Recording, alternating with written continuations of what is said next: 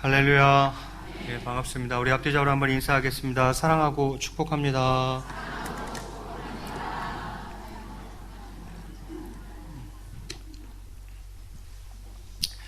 자, 오늘은 성경 읽기 표 진도에 따라서 누가복음 말씀을 가지고 변신은 무죄다라는 제목으로 함께 말씀의 은혜를 나누고자 합니다. 설교 제목이 뭐라고요? 변신은 무죄다. 바로 본문 보겠습니다. 1절에 이렇게 시작되고 있습니다. 예수께서 여리고로 들어가 나가시더니, 사건이 발생한 동네는 어디입니까? 여리고에서 한 사건이 있었습니다. 그때 누구를 만나게 되시는가? 2절에 삭개오라 이름하는 자가 있으니 세리장이요 또한 부자라, 이렇게 이야기합니다. 이름이 뭐라고요? 삭개오라는 사람입니다. 그의 직업은 무엇입니까? 세리장이에요. 또한 그가 부자라, 이렇게 이야기합니다. 그 당시 이스라엘은 로마 제국의 식민지였죠. 그래서 로마 제국에 세금을 납부하게 되어 있는데, 이 당시 세리들은 이스라엘 백성들의 세금을 걷어서 로마에 갖다 내는 일을 했어요. 그런데 정직하게 했으면 좋았는데 그 당시 그들은 그렇게 하지 않았습니다. 예를 들어서 세금이 100원이면 100원 걷어서 로마에 100원 갖다 주면 되는데, 세금이 100원인데 얼마를 걷는 거예요? 200원을 걷는 거예요. 그래서 100원은 로마에다 갖다 주고 100원은 본인이 착복하는 것입니다. 이런 식으로 해서 본인들 개인의 재산을 늘려갔던 사람들이 그 당시의 세리입니다. 그런데 삭개오는 그 중에서도 뭐랍니까? 장이다, 세리장이다, 이렇게 이야기합니다.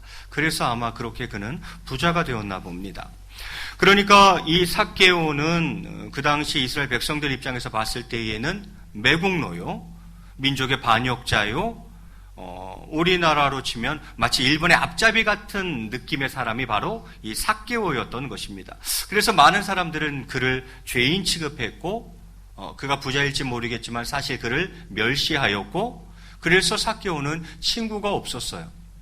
그는 외로운 삶을 살아가고 있었던 그런 사람이었습니다. 그런데 예수님이 여리고로 들어오셨습니다. 그러자 삭개오 마음에 무엇이 있었습니까? 그 예수님이란 분을 보고자 하는 마음이 있었던 거죠. 3절에 이렇게 기록하고 있습니다. 그가 예수께서 어떠한 사람인가 하여 보고자 하되 키가 작고 사람이 많아 할 수 없어, 이렇게 되어 있어요. 그가 예수께서 어떠한 사람인가 하여 보고자 했다. 삭개오는 왜 예수님이 보고 싶었을까요? 단순한 호기심이었을까요? 유명한 분이 온다니까. 단순한 호기심이었을까요? 죄인의 친구라는 그분이 궁금했던 것은 아니었을까요? 예수라는 사람이 있는데 그 사람은 죄인의 친구래. 이상하게 막 세리와도 어울리고 창녀와도 어울리고 죄인들과 그렇게 어울리는 죄인의 친구라는 랍비가 있는데 그 이름이 예수래. 그런데 그 예수가 우리 동네 여리고로 지금 들어오신다는 거죠. 삭개오는 그 예수라는 분을 보고 싶었습니다. 그런데 그분을 보기에는 두 가지 걸림돌이 있었습니다. 하나는 키가 작고 또 하나는 사람이 많아서 할 수 없었다, 이렇게 돼요. 무지하게 군중이 몰려들었나 봐요. 근데 이 삭개오라는 사람은 키가 작았던 것 같아요. 그래서 볼 수도 없고 또 사람이 많으니까 비집고 들어갈 수도 없고 예수님을 보고 싶은 마음은 간절한데 볼 방법이 없네. 그래서 어떻게 했습니까? 4절에 보니까 앞으로 달려가서 보기 위하여 돌 무화과 나무에 올라가니 이는 예수께서 그리로 지나가시게 되밀어라, 이렇게 이야기를 합니다. 그래서 머리를 썼어요. 어떻게 해요? 예수님 가시는 길 한참 앞서 가가지고 어디에 올라갑니까? 돌 무화과 나무에 올라갑니다. 높은 곳으로 올라가서 예수님이 쫙 걸어오시면 이제 그 예수님을 자기가 보려고 그렇게 했던 것이죠. 예. 글쎄요, 삭개오 나이가 안 나와 있어서 모르겠습니다. 삭개오가 어느 정도 나이가 되었을까? 근데 아마 세리도 아니고 세리장이라 그랬는데 그 장자리까지 올라가려면 어느 정도 연륜이 좀 있어야 될 것 같아요. 그래서 제가 보기에는 그냥 젊은이나 청년 정도는 아니었을 것 같습니다. 나이가 최소한 중년쯤은 되지 않았겠나 그렇게 생각이 되어집니다. 그 부자라고 했잖아요. 부자니까 부를 축적하는 데 시간이 소요될 텐데 그렇기 때문에 젊은이나 청년이라기보다는 아마 중년쯤의 나이였지 않겠나 생각이 되어지는데 어쨌든 그가 지금 돌 무화과 나무 위에 올라가고 있어요. 뭐예요? 모양 빠지는 거죠. 모양이 좀 빠지지 않아요? 중년의 나이에 애도 아니고 나무에 기어 올라가고 있어요. 예. 지위나 체면 아랑곳하지 않고 그는 지금 나무 위로 올라갔습니다. 예수님이 보고 싶기는 정말 꽤나 보고 싶었나 봅니다. 저 같으면 안 올라갑니다. 왜요? 모양 빠지잖아요. 예, 안 올라갑니다. 그런데 이 삭개오는 지금 돌 무화과 나무 위에 올라가서 주님이 내 앞쪽으로 지나가시기만을 기다리고 있습니다. 아니나 다를까 5절 말씀해 보니까 예수께서 그곳에 이르사 쳐다보시고 이르시되 삭개오야 속히 내려오라 내가 오늘 네 집에 유하여야 하겠다 이렇게 말씀하세요. 지나가다가 예수님이 누굴 봤어요? 삭개오를 봤어요. 그리고는 말씀하십니다. 삭개오야 속히 내려오라. 예수님이 삭개오의 이름을 어떻게 아셨을까요? 서로 아는 사이였어요? 그러면 삭개오가 이렇게까지 예수님을 보려고 애쓰지 않겠죠. 지금 삭개오가 예수님을 보고자 했다라는 것은 이전에 못 봤다는 얘기잖아요. 그러면 예수님은 여리고에 온 적이 없었을 거예요. 만약에 여리고에 여러 번 들렸다면 삭개오는 봐도 벌써 예수님을 봤겠죠. 왜? 그 마음에 죄인의 예수라는 죄인의 친구라는 그 예수를 보고자 하는 마음이 간절했거든요. 지금 나무까지 올라가잖아요. 그렇다면 예수님의 여리고를 몇 번 방문했었다라면 이미 삭개오는 예수님을 봤을 거예요. 그런데 삭개오는 예수님을 본 적이 없어요. 그런데 예수님이 지금 그를 향해서 뭐라고 부르고 있습니까? 삭개오야. 그의 이름을 알고 있어요. 무엇입니까? 신적 통찰력이죠. 예수님은 그를 알고 있는 겁니다. 그리고는 그에게 내려와라, 속히 내려와라. 그리고는 내가 오늘 네 집에 유하여야 하겠다 이렇게 이야기해요. 여러분 예수님의 이 말씀은 내가 오늘 네 집에 머물러야겠다 이 말씀은 복음서에서 예수님께서 초대를 받지 않으셨는데 먼저 가시겠다고 한 유일한 경우입니다.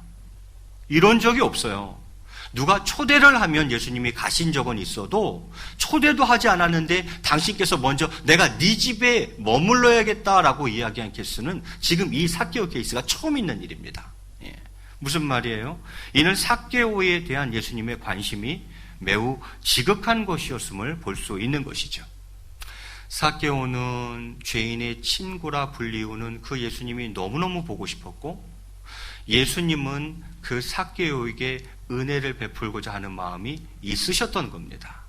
그래서 예수님은 이제 그에게 내려오라 하시고 내가 너희 집에 들어가겠다는 거죠. 자, 그러자 삭개오가 6절에 보니까 급히 내려와 즐거워하며 영접하거늘 이렇게 되어 있어요. 이게 약간 느낌이 오세요? 지금 약간 싱글벙글이잖아요, 얘가. 삭개오가 지금 싱글벙글이잖아요. 삭개오야, 속히 내려오라 그랬더니만, 내가 네 집에 오늘 머물러야겠다 그랬더니만, 기분이 째지는 거예요, 속된 말로. 그래가지고 후다다닥 내려와가지고, 막 즐거워하면서 예수님을 영접하는, 막 싱글벙글하는 삭개오의 모습이 그려집니다. 약간, 어린애 같은 모습을 삭개오가 갖고 있어요.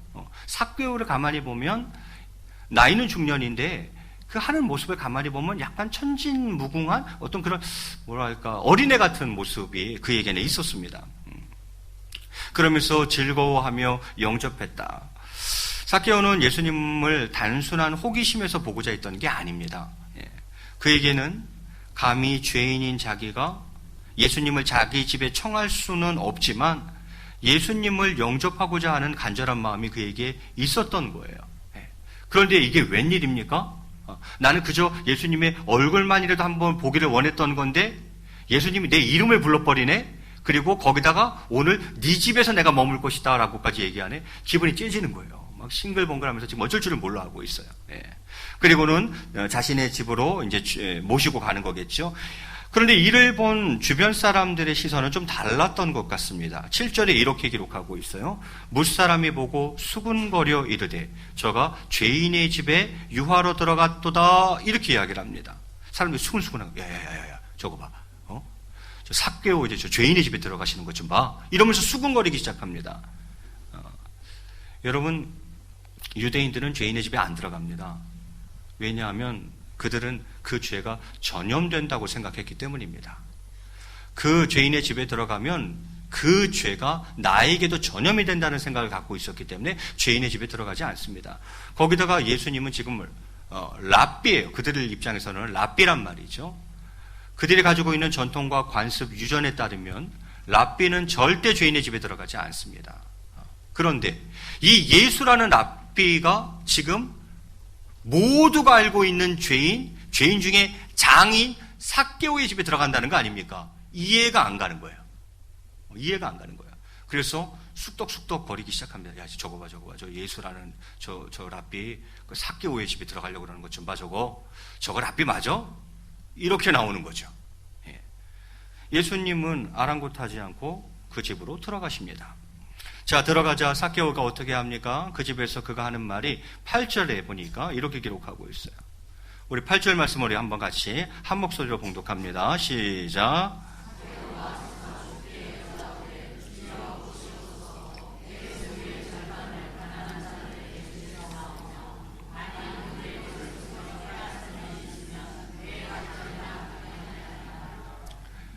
삭개오가 서서 주님께 이렇게 말씀을 드립니다. 주여 보시옵소서. 내 소유의 절반을 가난한 자들에게 주겠사오며 만일 누구의 것을 빼앗은 일이 있으면, 토색한 일이 있으면 네 갑절이나 갚겠나이다, 이렇게 이야기해요. 물어보지도 않았는데, 예수님이 물어보지도 않았어요. 그런데도 자기가 그냥 줄줄줄줄 얘기하는 거예요. 약간 어린애 같아요. 제가 보기엔 이 삭개오 약간 어린애 같아요. 예수님이 물어보지도 않았는데 그냥 자기가 그냥 줄줄줄줄 막 얘기를 합니다. 삭개오가 참 천진난만하다, 순진하다라는 생각이 좀 듭니다. 그 말하는 내용은 무엇입니까? 주여 보시옵소서. 내 소유의 절반을 가난한 자들에게 주겠사오며, 이렇게 이야기해요. 삭개오의 자산이 얼마쯤 됐는지 모르겠습니다. 그런데 그는 세리였고 또 세리장이었고 성경에 부자라고 이야기하고 있어요. 요즘은 얼마 정도 가지고 있으면 부자예요? 저는 100억 잡겠습니다. 삭개오 재산을 일단 100억 잡았을 때에 그가 가난한 자들에게 얼마를 내주겠다는 거예요? 이게 쉬운 일입니까? 삭개오가 지금 가난한 자들에게 50억을 내겠다는 거예요. 쉬운 일? 절대 쉬운 일 아니죠. 그리고는 덧붙이기를, 만일 누구의 것을 빼앗은 일이 있으면, 토색한 일이 있으면 네 갑절로 갚겠다, 이렇게 이야기를 해요. 여러분, 구약 율법에 보면요, 누군가의 것을 빼앗았어요. 그러면 배상을 해야 됩니다. 그러니까 내가 누군가를 빼앗았어요. 그런데 그게 마음에 찔려. 그래서 고백을 했어요. 내가 이렇게 당신 것을 갈취했습니다.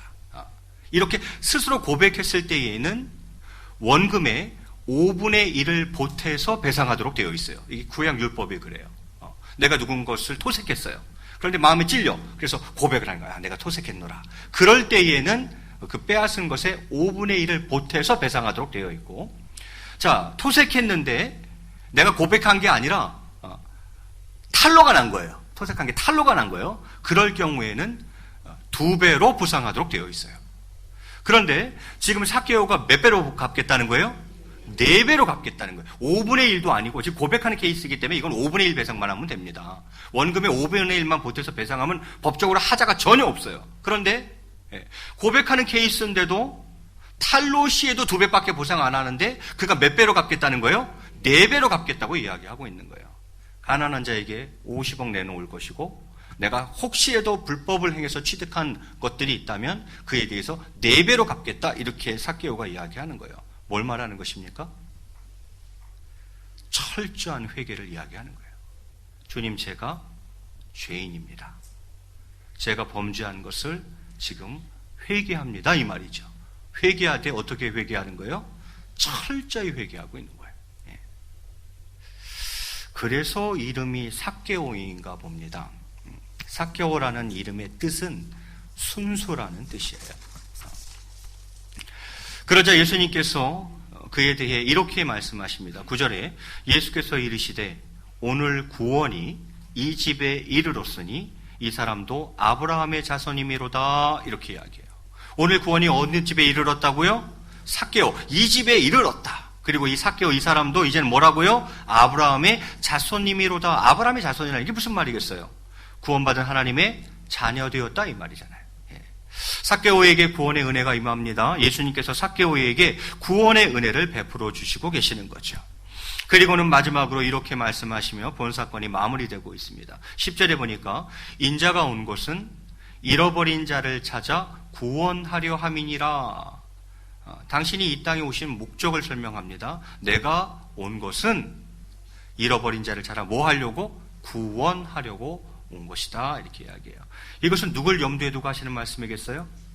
아까 7절에 나왔던 수군거렸던 사람들을 염두에 두고 하는 거죠. 7절에 그들이 뭐라고 그랬습니까? 야야, 저가 죄인의 집에 유하러 들어갔다. 이렇게 수군거렸던 무사람들을 향해서 예수님께서는 이렇게 말씀하시는 것이죠.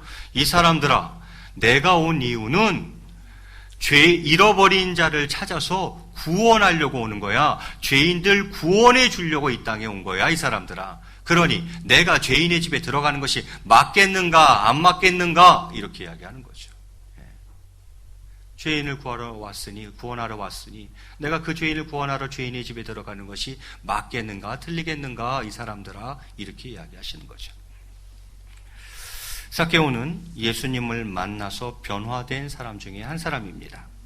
예수님을 구주로 모신 후 확실하게 변화된 사람들이 수없이 많습니다. 고아의 아버지로 유명한 조지 뮬러도 역시 그랬습니다. 조지 뮬러는 유명한 신앙인이에요. 그는 고아의 아버지로 알려져 있고 또 기도에서 5만 번 응답받은 사람으로도 유명한 사람이죠. 이 조지 뮬러도 예수님을 만나고 확실히 변화된 사람 중에 한 사람입니다. 그는 16살 되던 해에 절도죄로 감옥에 들어갔었고 대학에 들어간 후에도 술, 여자, 도박 등으로 방탕한 생활을 했습니다. 그러다가 20살이 되었을 때 조지 뮬러는 말씀 가운데에서 예수 그리스도를 만나게 되었고 그 후 뮬러는 이전과는 전혀 다른 사람이 되었습니다.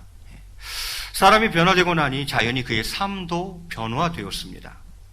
조지 뮬러는 주님을 알게 된 뒤로 이전 생활을 청산하고 깨끗이 버리고 무엇을 위해 또 어떠한 방법으로 살아갈 것인가를 새롭게 결정했고 진짜 그대로 실행했습니다. 그는 하나님의 뜻과 여러 성도의 유익을 위해 자신을 헌신하게 되었으며 온전한 하나님의 사람 또 기도의 사람 고아의 아버지로 변화되어 갔습니다. 그는 그의 재산 13만 5천 달러의 돈을 모두 이웃을 위해서 사용했으며 그래서 결국 그가 죽었을 때에는 1천 달러 상당의 재산, 그러니까 100만 원 밖에는 그에게 남은 것이 없었습니다. 사도 바울 역시 예수와 예수 믿는 자들을 핍박하던 자였으나 다메섹 도상에서 예수님을 만난 후에 이방인 전도의 제1인자가 되었습니다. 또한 본문에 나오는 삭개오도 예수님을 만난 후에 구제와 공의를 결심했고 그의 삶은 180도 변했습니다. 그렇다면 예수님을 나의 구주로 영접한 우리는 지금 어떠한 변신으로 주위 사람들을 놀라게 하고 있습니까? 예수님을 나의 구주로 영접한 저와 여러분은 지금 어떠한 변화로 사람들을 놀라게 하고 있습니까? 야, 정말 저 사람 예수님 믿더니만 많이 달라졌어. 많이 달라졌어. 하는 칭찬을 듣고 계십니까? 여자의 변신은 이거 또 나만 하는 얘기인가 보네. 여자의 변신은 무죄다라는 말이 있어요. 그런데 저는 오늘 이렇게 말씀드리고 싶습니다. 그리스도인의 변신은 무죄다. 오늘 세례식을 하면서 또 성경 읽기표는 누가복음을 달려가고 있고 그래서 오늘 삭개오 말씀을 증거하면 좋겠다 생각해서 오늘 말씀을 그렇게 준비하였습니다. 저는 삭개오를 보면서 저와 여러분이 세 가지를 본받았으면 좋겠습니다. 첫 번째는 우리 신앙이 삭개오처럼 어린아이 같은 순수한 신앙이었으면 좋겠습니다. 나이를 먹어도 삶의 연륜이 쌓여가도 그 중심은 언제나 천진난만한 순진무구한 그런 어린아이 같은 심령으로 신앙생활하는 순수한 신앙인이었으면 좋겠다 하는 생각 먼저 해봅니다. 두 번째로는 철저한 회개가 있었으면 좋겠습니다. 어느 분과 얘기를 나누다 보니까 그분이 저에게 그런 얘기를 하시더라고요. 목사님, 요즘 성도는 예전 성도 같지 않은 것 같아요. 요즘 성도, 나를 포함해서 목사님, 나를 포함해서 요즘 성도들은 선배 신앙인들 같지는 않은 것 같아요. 왜요? 그랬더니만 그렇게 얘기하시더라고요. 예. 회개를 안 해요. 옛날에는 목사님이 설교를 하시면 그게 내 신앙 양심에 너무 찔려가지고 예배 때에도 구석구석에서 손수건으로 눈물을 닦는 분들이 많이 계셨고, 부흥회 같은데 이런 때는 진짜 강사 목사님 모아서 피를 토하며 설교하면 그게 너무 마음이 아프고 신앙 양심에 찔려서 엉엉 우는 사람들도 있었는데, 요즘은 가만히 보니까 우는 사람이 없어요 그러시더라고요. 그래서 저도 가만히 생각해 보니까 맞는 것 같아요. 눈물이 사라졌어요. 무슨 말입니까? 회개하지 않는다는 거예요. 요즘 신자들은 회개를 하지 않는다는 거예요. 저의 눈에 눈물이 말라버렸습니다. 성도들의 눈에서 눈물이 말라버렸습니다. 교회에 눈물이 없습니다. 오늘 이 삭개오를 보면서 여러분과 함께 다짐하고 싶은 것은 저와 여러분의 삶이 철저한 회개가 있는 삶이었으면 좋겠습니다. 마지막은 변화된 삶이 있었으면 좋겠습니다. 왜요? 변신은 무죄이니까. 이제 말씀을 맺을까 합니다. 오늘 세례 받으시는 분들이 세 분이죠. 오늘 세 분이 삭개오처럼 꼭 변화된 삶을 살아가시기를 축원드리겠습니다. 저들뿐만이 아니라 우리 모든 성도님들도 삭개오처럼 변화된 삶을 살아가시기를 주님의 이름으로 간절히 축원을 드리겠습니다. 우리 앞뒤자 여러분 이렇게 인사하겠습니다. 그리스도인의 변신은 무죄입니다.